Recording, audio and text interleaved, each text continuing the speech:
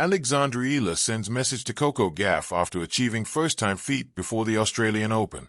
Alexandra Eala's preparations for the Australian Open have been stellar so far, after reaching the quarterfinal of the ASB Classic and winning the Kooyong Classic. Excitement is at an all-time high for Eala at the Australian Open as she enters the main draw of the Grand Slam for the first time. The star has previously fallen at the qualifying stages in the last 2 years, but she's earned a place thanks to her ranking inside the top 50. Eala started her preparations at Melbourne Park by hitting with Coco Gauff, and she's taken to social media to share a message with the world number 3. Alexandra Eala thanks Coco Gauff after hitting career milestone. Taking to Instagram, the Filipina shared a video of her practicing with world number 3 Gauff on Rod Laver Arena. Alongside the practice video, the 20-year-old wrote, "First time on Rod Laver Arena. Thank you, Coco Gauff." Gauff and Eala have been firm friends since the pair made their debut doubles partnership at the Italian Open. Eala sent the American an Instagram DM asking to be her doubles partner, which Gauff surprisingly accepted. The pair received a wild card at the clay court event and picked up 2 victories, before losing to eventual winners Sara Errani and Jasmine Paolini. How far can Alexandra Eala go at the Australian Open? Eala's lack of seeding at the Australian Open has meant that she's been given an exceptionally tough draw at the Grand Slam. Eala will likely be the favorite to beat Alicia Parks in the first round, but then she will likely have to defeat 2 top 20 players back-to-back in round 2 and 3.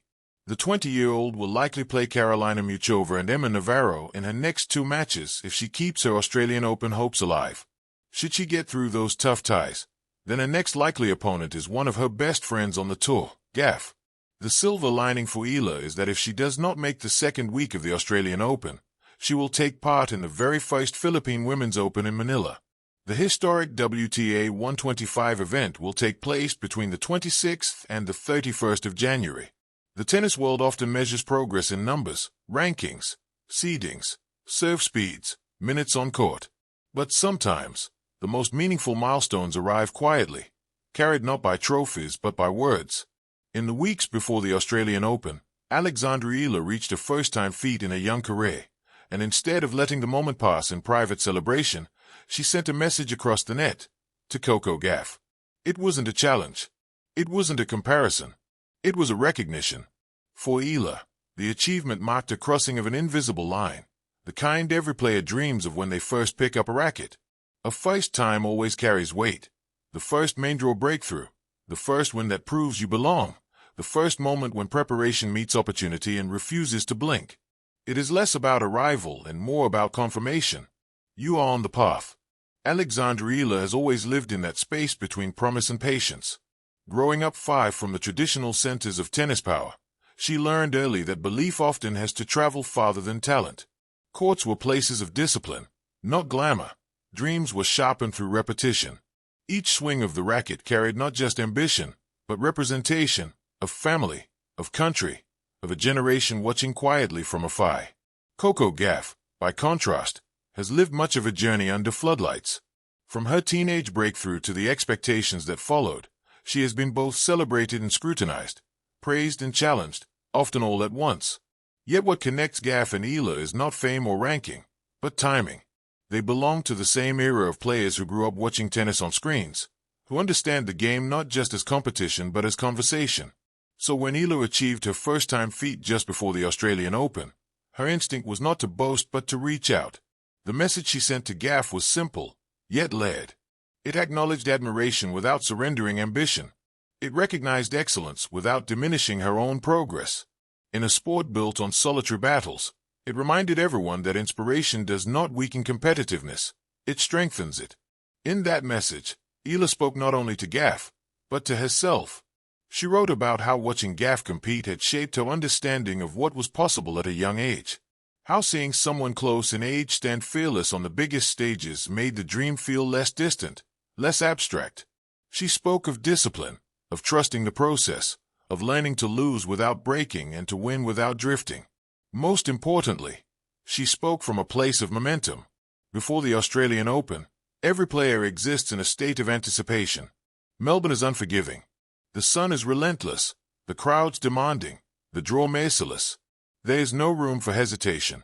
For Eala, Arriving at this moment with a fresh achievement behind her was like stepping onto the plane with lighter luggage. The past had already given her permission to move forward. Gauff's response, warm, encouraging, grounded, reflected the quiet leadership she has grown into. She didn't speak as a distant star, but as someone who remembers exactly what it feels like to stand at the edge of something new. She reminded Eala to enjoy the moment, to stay curious, to trust her work. There was no hierarchy in her words, only respect. And in that exchange, something rare happened. The story shifted from rivalry to resonance. Tennis is often framed as a ladder, where one player's ascent implies another's descent. But moments like this expose a different truth. The sport also moves sideways, through shared understanding. When one player breaks through, it creates space for others to imagine themselves doing the same. For Eala, the first-time feat was not an endpoint. It was a sentence in a longer paragraph.